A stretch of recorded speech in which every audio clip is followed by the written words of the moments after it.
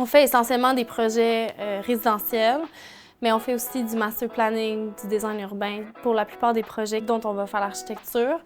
Puis on fait aussi en parallèle des installations plus artistiques, éphémères dans l'espace public. On essaie de plus en plus, quand les donneurs d'ouvrage sont à l'aise avec ça, d'avoir un volet un peu participatif, mais très informel. Ça peut être des résidents, ça peut être des groupes communautaires, ça peut être des élus, ça peut être...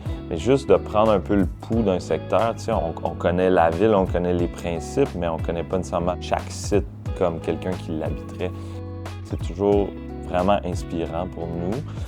Puis on va découvrir des choses, puis peut-être avoir des idées au niveau du programme des projets.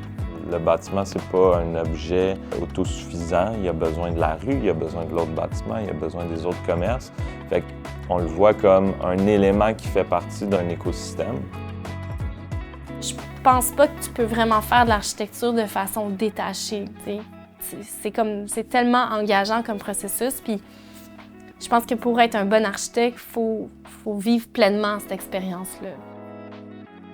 C'est la combinaison, je dirais, créativité et réalisme et pragmatisme qui fait l'ADN de Nos et le fun aussi. Charles et moi, on ne veut pas devenir des gestionnaires à part entière, on veut rester des architectes. Je pense qu'un horizon de 10 ans, c'est réaliste pour dire que Nos pourrait s'établir comme un bureau qui est très polyvalent, puis qui a les expertises à l'interne aussi pour pouvoir prendre des mandats sur plusieurs fronts, là.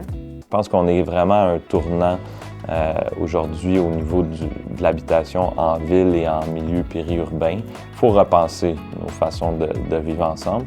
Puis on a envie d'être des leaders dans ce changement-là.